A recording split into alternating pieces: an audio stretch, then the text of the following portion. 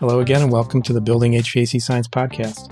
In this episode, Eric talks to John Ellis and takes a deep dive into the world of indoor air quality. John shares some of his wisdom on addressing IAQ challenges effectively, and the discussion moves into the critical importance of tailoring solutions to individual client needs, some of the tools and methodologies for assessing indoor air environments, and the interplay between building science and mechanical systems in achieving optimal outcomes. John does talk about his 6 key principles for good IAQ. There's a lot to this episode that you'll want to pick up and listen to. We share in the show notes John's phone number, he asked us to share that, his LinkedIn profile, his Facebook page, and his consulting business called Dynamic Air Consulting, their Facebook page. And he's also had us share a link to the HVAC Learning Campus. Okay, let's get into this episode with Eric speaking with John Ellis on mastering indoor air quality. John Ellis's 6 key principles. Hello, everyone. Welcome back to the Building HVAC Science Podcast. Eric Kaiser here. Bill Spohn, MIA today. We're not sure where he's at. He's off doing something important, I'm sure, because he's Bill and he's important. However, we have a special guest today, Mr. John Ellis with us. And if you don't know John, he does a lot of work with indoor air quality, does a lot of speaking, a lot of teaching, a lot of training, as well as a lot of assessing of people's homes in the past. So, John, welcome to the show. Thanks for coming. Hey, Eric. Pleasure to be here. And thanks, Bill, wherever you're at. Bill set all this up for us and then had something more important he had to do. So it happens sometimes. There are important things that people must do once in a while. Schedules need to be rearranged. Anyways, John, how you doing? John and I have known each other for a while, so I'd say we're friends at this point. I like that. I appreciate it. I appreciate your friendship. And our industry's as large as it is, when you break it down to like some of the key players and people that do what we do, it's really a tight-knit family. And I've made some great relationships and friendships, and you being one of them. So I am fantastic here at home, and been a little chilly-willy and supposed to get really cold this weekend. And so that being said, looking forward to sunny, warm Florida in just a few short weeks. And unfortunately, folks, we're recording this before the symposium, so you won't hear this till after the symposium. So John will have been in Florida by the time you hear this. Right, and I'll be a little more tan. I think everybody knows what we mean. Let's get into this a little bit. We're going to talk today about indoor air quality and really try to put a definition to indoor air quality and what that means. So can you help us with that, John? Absolutely. And so let's start with kind of an official definition. And it's indoor air quality is the air quality within a building or a structure as it pertains to the health, comfort, and well-being of the occupants. I want to point one thing out, and it states comfort. When we talk about indoor air quality, and I always have what I call my 6 key principles of indoor air quality. Some people talk about the holy trinity of indoor air quality or the pillars, but I've got 6 key principles, and my very first one is thermal comfort, which ties directly into our industry because we are in the comfort business. So we're well on our way. So that almost branches into what Robert Bean refers to as indoor environmental quality, which is going past the air and looking at the whole environment that the people are living in. That is absolutely correct. And I drive this home in my training classes. I say, hey, we're addressing indoor air quality, but we are changing environments. So it has to be all encompassing because it's all connected, all connected. Yeah. And if we're not comfortable in a space, what fun is it to be there, right? Not only that, but my working with clients that have been compromised, either respiratory or immunal or oncology patients, and as they're trying to heal, thermal comfort is huge because they're already so sensitized and their bodies are so run down that temperature and thermal comfort, including the humidity part, are crucial to how they feel and can exacerbate their symptoms for whatever they're going through. And so that it's really, really important. And people that are compromised too can be very sensitive to pressures within a building. And I found that very interesting working with clients, how they could actually feel different pressures within the home just because of what their bodies are going through. So that would say to me that maybe indoor air quality or indoor environmental quality is not the same for every occupant. Well, yeah, bingo. It's not a cookie cutter, one size fits all, contrary to what part of our industry likes to say. It is not. It's so unique to every single client that it has to be addressed as such. Every client, every home, every environment is different, and every client has different needs, and it has to be addressed that way. There's some pretty deep thoughts there, I must say. So if we're going to start talking about every client is different, we're going to have to ask some questions of that client and maybe ask some questions of the house to make sure that those two match. Is that a fair assessment then? That is a spot on assessment, Eric. In my trainings for indoor air quality and teaching technicians and different professionals how to approach indoor air quality, you've heard me say this before. I've got a 3-step process, and it's IAQ equals investigate, analyze, and quote. And that investigation process, or as some like to call it, the discovery phase, starts with a customer interview. I have a questionnaire that I send out, and it asks some very specific questions about any occupants in the home, some direct questions about the house, about what they're experiencing and some of their symptoms. For some of my more acute patients that are coming to me with a medical condition, I will send what's called a Queasy report. It's QUEESI, but that is used by the research and medical community and also researchers. There's a lot of questions, but the answers are put onto a spiral graph. And as you answer the questions and start to mark that graph, it really narrows down and will separate out some sensitivity factors like chemical sensitivity or multiple chemical sensitivity or sensitivities to organics or synthetics or microbial, different things. And for someone like myself who wants to take that deep dive into fixing a problem, that gives me direction to really put my best foot forward.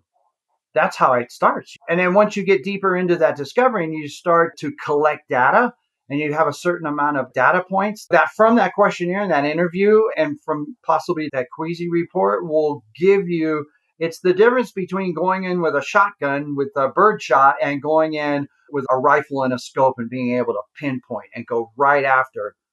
And that'll tell the story. Otherwise, you could get lost in it. And so very, very important. So from that, then the investigation, then you got to analyze not only what the problems are in the house, what the problems that people have, and then you've got to match solutions to mitigate those problems in a way that's not going to negatively affect the occupants. Yes. And as you collect, and so during my discovery, not only are we focused, we're customer centric, focused on what the customers experience in any building occupant. My subset of data collection, I break that into 3 categories, and I call it air safety. And it allows us to pull data and test what's in the air. And so that'd be some environmental stuff. And it also allows us to look at different spectrums. We can look at gases and vapors. We can look at TVOCs. We can separate TVOCs into some categories because TVOC stands for total VOCs. So it's doing a collective count, if you will. That's pretty broad stroke of the brush. But if we wanted to get more specific, we could look at maybe formaldehyde and, of course, carbon monoxide, carbon dioxide. So then we can get a little more specific. And then once we get through the air analysis part of it, I have what's called building safety. And it allows us to address all the building science principles. What is the home doing that's working against the clients? Do we have too much infiltration? Do we have big pressure differences? Do we have thermal and pressure boundary problems? Do we have too much humidity buildup because of infiltration or because of different things? Interstitial communication between building components, ACH to outside, ACH through any devices, mostly looking at exhaust fans. So once we have all that data gathered, we'll move into what I call mechanical safety for existing mechanical. And then all that comes with that, we will look at the system performance aspects. So we will look at delivered capacity, sensible latent ratios, ACH per hour through the equipment. We would look at duct leakage, predominant supply, predominant return. We would look at our filtration rate. Of course, we're going to get a static pressure drop across a filter, and how's that affecting our airflow, which would either probably diminish airflow, which would also directly affect our ACH through the machine. And so ACH through the machine also translates to ACH in the house. And so then we can look at particulate removal, particulates in, particulate out, and we could get a filtration rate based on particulate removal and not just airflow through that filter. So when we look at existing mechanical, of course, sensible latent gets us right into looking at refrigerant, also on the heating. But one of the biggest impacts on a structure is predominant duct leakage. It has such a dramatic impact on a structure for many reasons, both on building pressures and the ability to bring in pollutants, gases, dust, different things directly into the system and then distributing them through the house. So those are my categories. And then, of course, there's each one of those categories has another subset of data points that we collect, like I just explained in the existing mechanical and building science and different things. As you can tell, that is a lot of data, but it's crucial. But having that initial interview with the client and being able to better understand will tell me, what data points do I need to collect? Do I need to go into every job and collect every bit of data that I humanly know how to collect? It's like, how much time am I going to spend in this house? Or can we be more targeted and start looking for what is affecting the client? Once we have all our data and we sit down with it and we analyze it, we need to put it up against what the client is experiencing. You've got a certain set of data points. You've got some cause and effect and symptoms from the client. Hey, they're allergic to dust and just basic household dust. Well, hey, I've got high infiltration, and so that's causing that.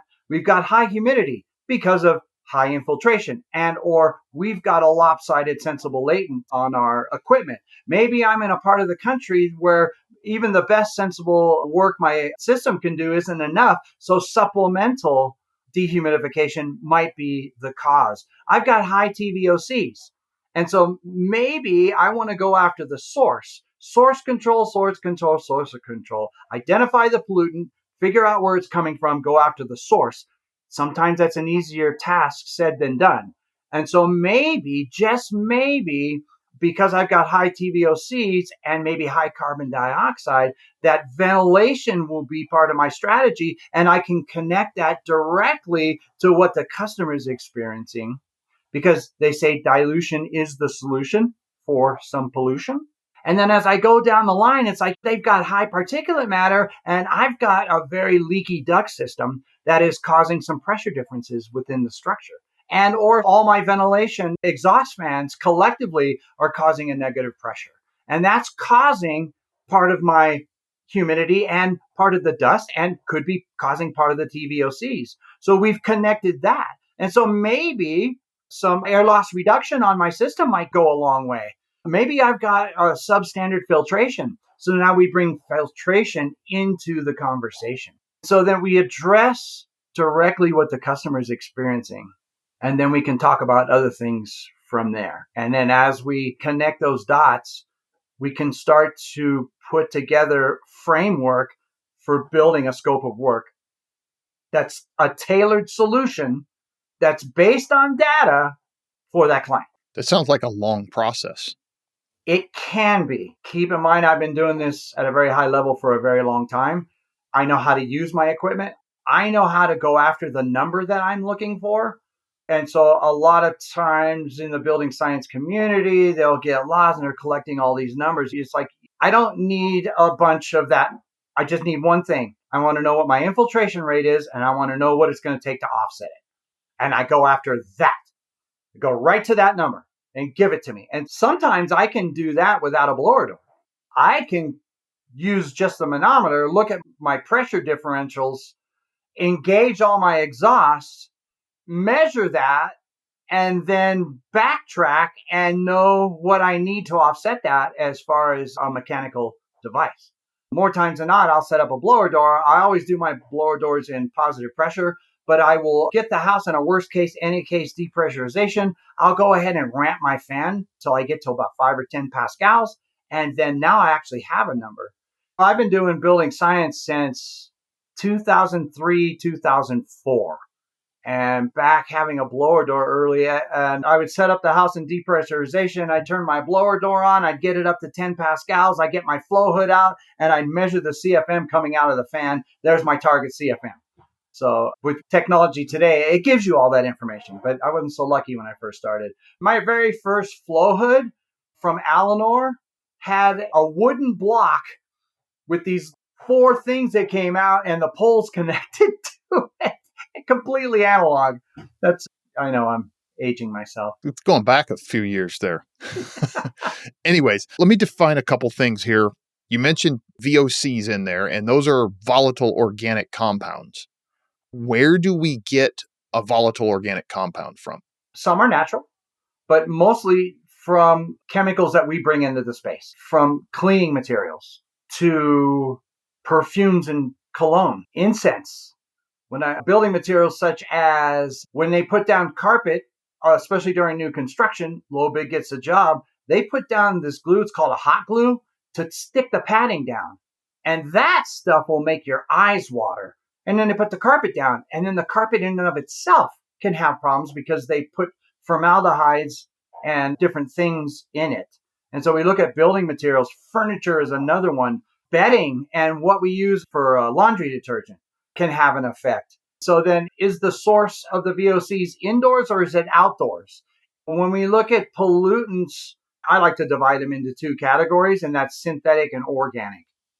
And most things on the synthetic side will trigger a TVOC reading off your devices. Where on the organic side, we're talking more like microbials, dust, pollens, and different things. That's going to be more triggering to people given a higher amount. I would maybe classify that as a really strong new house smell or a new car smell. That's your really strong VOCs that most noses can sense. Well, absolutely. The problem is the ones you can't smell. I say this in my class all the time. Low level, long-term exposure to any kind of pollutant is a bad thing because you expose yourself for such a long period of time. By the time you realize something's going on, you've moved yourself from one category to the next. So what are those categories, one might ask? Well, I'm glad you asked. That was actually going to be my question. You beat me to it. When you look at people's exposures, there's 3 categories. One is the initial exposure. That happened because of an event or because something changed, because we brought something into space. And some people will react to an exposure immediately like that. And it's like, my wife's that way. She'll react right away. And then sometimes we just got to skedaddle. Once there's an exposure and you can react to it and then you absolutely know, but you go a little bit long term, you move into the next category, which would be called sensitized, because you've built a sensitivity to whatever's going on. Once you stay in that category for a while, and everybody's different on what that time would be, you move from sensitized into compromised. And that's not a place you want to be. That's where your body's reacting, things are shutting down, your body's drastically trying to reject whatever you're being exposed to, and all things start to go the wrong direction. If you sometimes, not always, once you're compromised, you can never go back, but sometimes you can. You can separate yourself, but a lot of people who are compromised, there's tissue damage, lung damage, nerve damage, different things that have happened. So those are the 3 categories of exposure or sensitivities. Yeah, let's not get into that compromise category. That doesn't sound very good. No, we don't want to go there. Let's talk about a blower door real quick. You mentioned a tool called a blower door, and a lot of our listeners probably know what that is, may have used 1 or 2 in their careers, but some of our listeners don't know what that is. So let's talk about what a blower door is and what it does for us. Sure, it's a diagnostic tool. It was made to be able to do in-depth diagnosis of buildings. And they range to a single blower to a double blower. And I've seen them do commercial buildings where they set up multiple blowers. And what it allows us to do is to artificially introduce pressure differences within the space and allow us to put a number to it and then match that number to building standards that we have. Those are called building airflow standards, and they have changed through the years. And so when we're looking at infiltration rates, when I first started doing it, it was ASHRAE 62.2, 2005 stated, if you get at or below 0.35 air exchanges per hour, you shall introduce mechanical ventilation. And that was the beginning of us trying to build homes tighter and tighter and tighter. And of course, we were chasing the energy dollars. And so now it's different. And I don't have the table in front of me, and I'm sorry I don't have it memorized, but it's based on the number of occupants, the number of bedrooms, and then you have a certain number for the amount of CFM ventilation to bring in for mechanical to fulfill ASHRAE standard 62.2. So it's just really measuring the leakage and the amount of air coming in and out of the building at a specific pressure differential. And that tells us, of course, something, what we can do. Sure. Most of the people doing load calculations will tell you that infiltration number is one of the biggest impacts on a load that we can have. And also, if we want to address the load, we address infiltration. And we start going in and doing air sealing and try to bring that number down so we can get a handle on our load and also get a handle on air movement. And air movement in and out of a building accounts for like 89% of all moisture movement within a space from whatever. And of course, we've got the three driving forces, which would be wind, stack, and mechanical. And so those are the three driving forces. So we can get a handle on our infiltration, get a tight shell, really work on that. We can mitigate air movement, which directly relates to moisture movement, which directly relates to gases, vapors, pollutants, particles, everything else moving too. Yeah, because that way we're not bringing in polluted outside air. However, is there a situation where, because we talk about bringing in quote unquote fresh air a lot of times from outdoors, but sometimes then we talk about how polluted the outdoor air is. In your testing, is there a situation where one or other is always better, or do you really have to look at both and figure out which one's cleaner at specific times of the day, or how does that work? So another thing I try to drive home in my training is the why never changes, just the how. And so if you are in an area that's prone to pollution because of any different reason, highways, industrial, agricultural, whatever that may be, then you really have to look hard at your ventilation strategy. And in older homes, do we have enough natural ventilation that we probably don't really need to bring mechanical ventilation? The only problem with natural ventilation, it's random and uncontrolled. And so all bets are off. Anything can happen at any different time. So we want to control it. And so as we are solving one problem, we also have the potential to be creating additional problems through mechanical ventilation. I'm all on board. I am all on board for mechanical ventilation. And recently, with ventilating dehumidification becoming really popular, especially in the more humid climates, awesome. ERV, HRV, or just a fresh air duct typically is not filtered very well. I think that most of those ventilation strategies have a MERV 8 filter in it. Santa Fe might have a MERV 13, but it's not very tight. There is a certain amount of bypass on that filter. So we have the potential with trying to solve one problem with ventilation, and I'm all on board of loading the home with PM 2.5, TVOCs from outside sources, and you are going to start, and carbon dioxide, but you are going to start hearing more about ground level ozone. So I think as recently as about 10 years ago, our ambient carbon dioxide levels used to hang out at about 400 ppm. In 2024 or 2025, we're now up to 525 ambient carbon dioxide outdoors for many different reasons.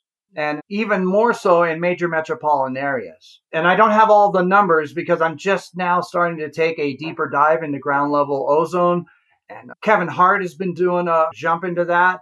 But as we're trying to solve one problem, we have the potential with loading the house with ground level ozone. And so that can create a whole litany of problems in the living space.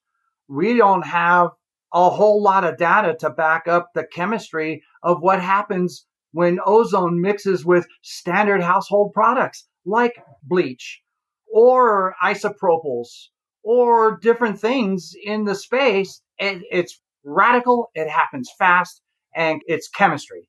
And just to go ahead and breathe ozone is not good because it attacks tissue, attacks all organic matter. We have the potential of causing other problems, which I don't think it's too early.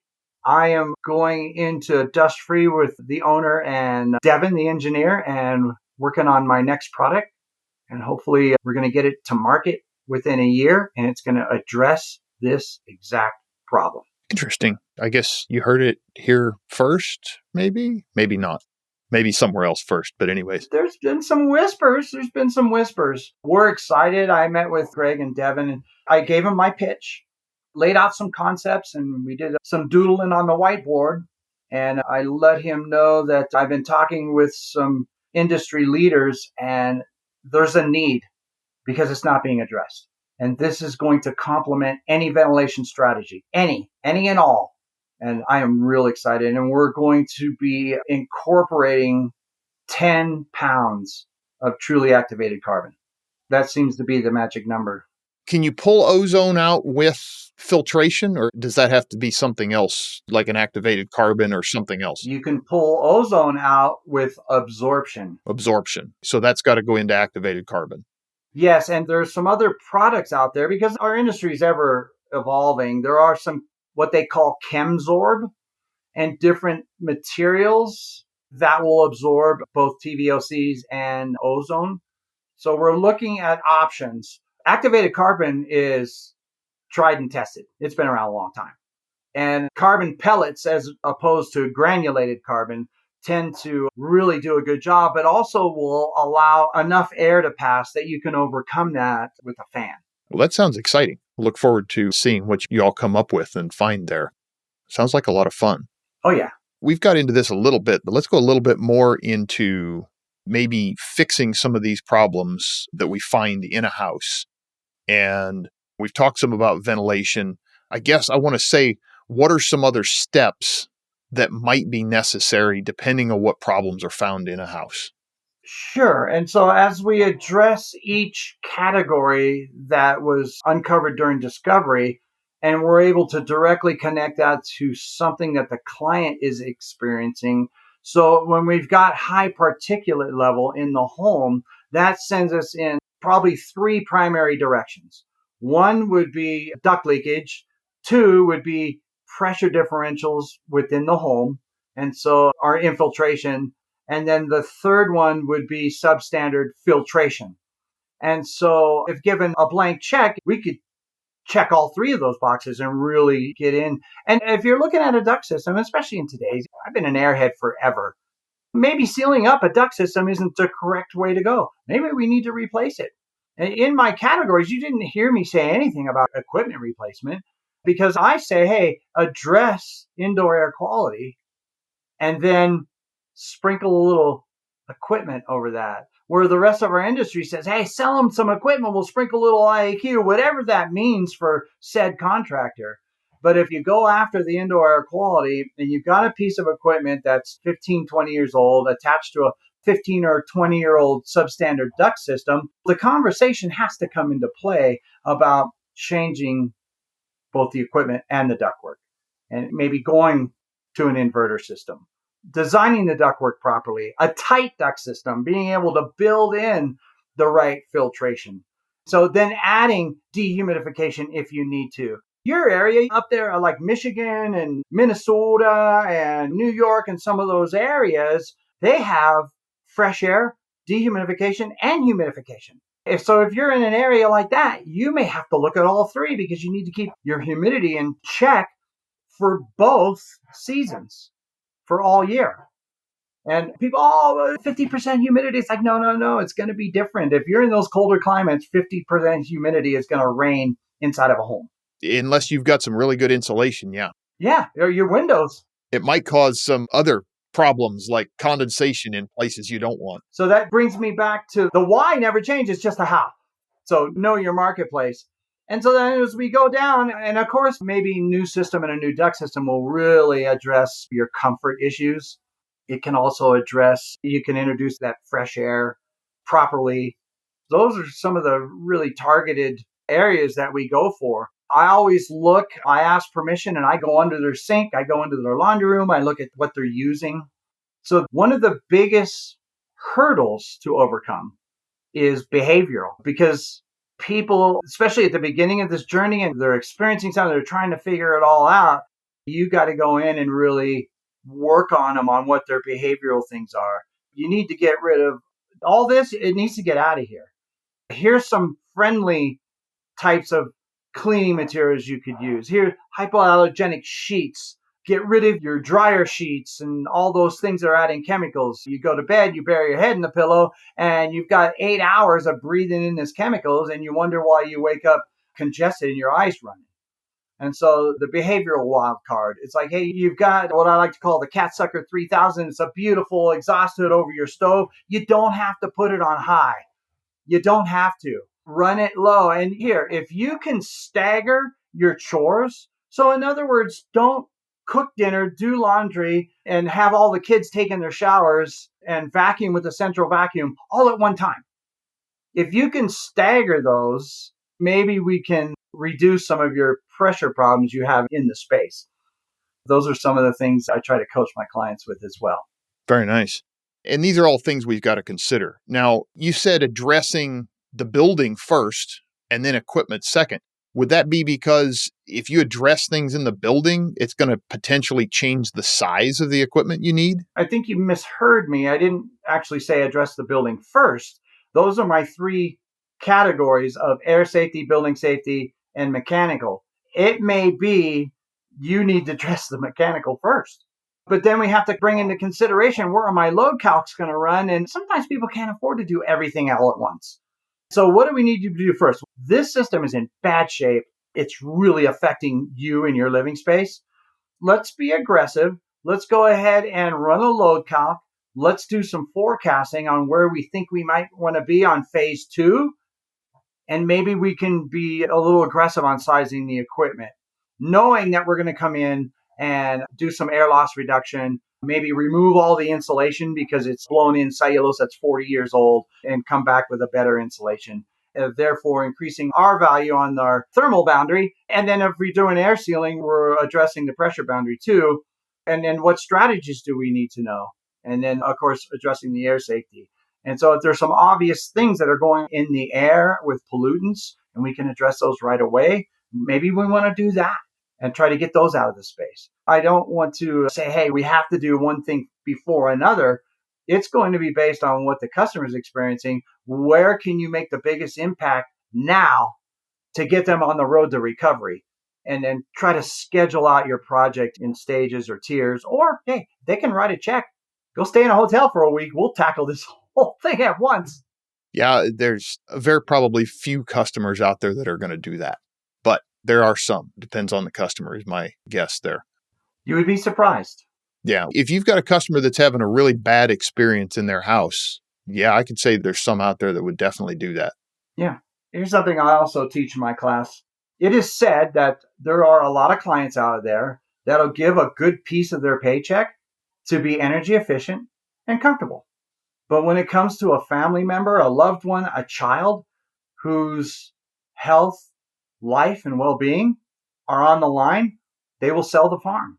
And so with financing and different things being creative, I've had clients come up with it and say, we need to do this because my child health, safety, and well-being are on the line and very life. When I say that, I want your audience to understand who my clients are. My clients came to me with cystic fibrosis, oncology, COPD, immunology, valley fever, Lyme's disease, I've had 3 clients to date that have come to me with lung transplants, debilitating asthmas, all the way down to your garden variety seasonal allergies. That's real IAQ. The very decisions I help them make, their quality of life or their very life depend on those decisions. There's a lot of weight to that. Cystic fibrosis and COPD, they will succumb to their condition. And that's the sad reality. But if we can sustain them and give them better quality of life, maybe, just maybe, we can prolong their life a little bit. That's the goal. That's a tough conversation to be a part of. It really is. And that's where compassion and empathy come in. And you cannot help but to be emotionally invested in some of those conversations. And those are some of the conversations I've had to have.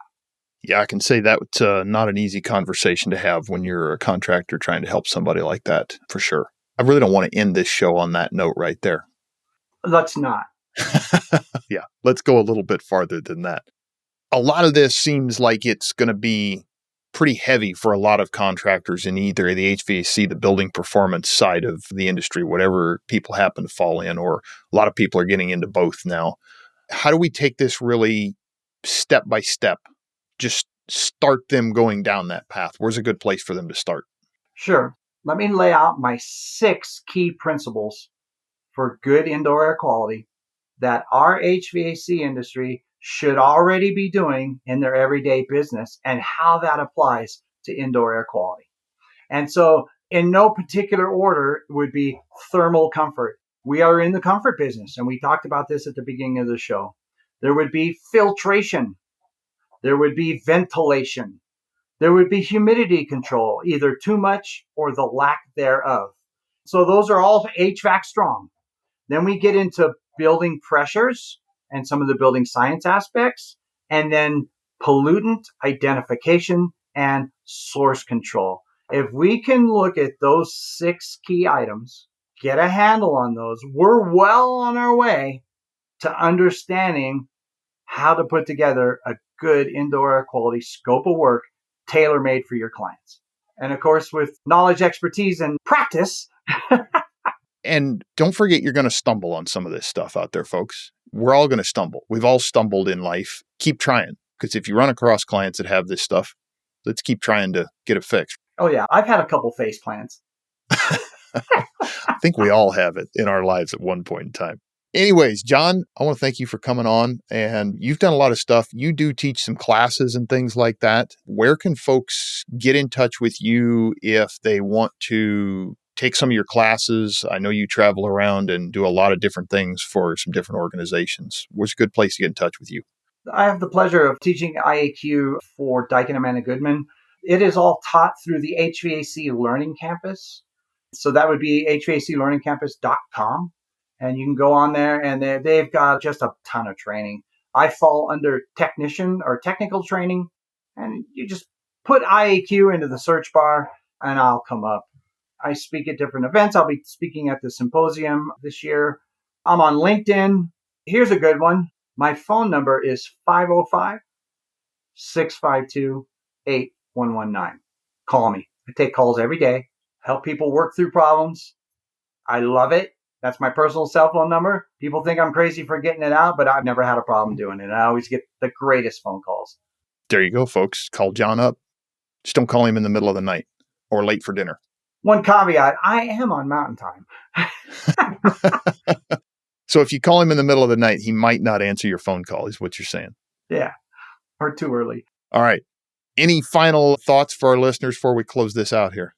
No, thank you for the opportunity. I've had a wonderful career, 43 years, helped people. I've done a lot of different things. I'm HVAC strong, but I've been doing building science since 2004. I love what I do. I love passing the torch to the next generation. I get my biggest kick out of that. And most of all, I love this community. This is an amazing community of like-minded folks. The collective knowledge is ridiculous. And so there's always somebody who's going to be smarter than you, and there's always somebody that can look up to you. So thank you for having me, Eric. Thanks, John. It's been a pleasure today, and thanks everyone for tuning in, and we will see you on the next one.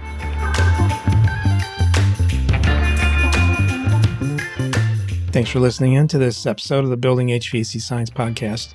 I think you know it's our goal to create better, more knowledgeable HVAC and building performance technicians and contracting businesses by helping these two professions better understand each other. This podcast aims to make customers happy in the homes and buildings they live in and work in by virtue of the work that our listeners do. So thank you. We appreciate it, and your customers appreciate it. The Building HVAC Science Podcast is a production of TruTech Tools Limited. In full disclosure, I'm the owner of TruTech. The opinions expressed are those of my guests, my co-host, or myself, depending on who is speaking, of course. And if you're in the market for any tools or test instruments we mentioned in the podcast, take a look at what TruTech Tools has to offer. That's TruTechTools.com. We also have a special offer code for listeners. That's called HVACBS. You can guess what those initials mean. Again, thanks for listening into this podcast. We hope you subscribe and follow us. We publish in a lot of different locations. You can pick us up pretty much anywhere, anytime.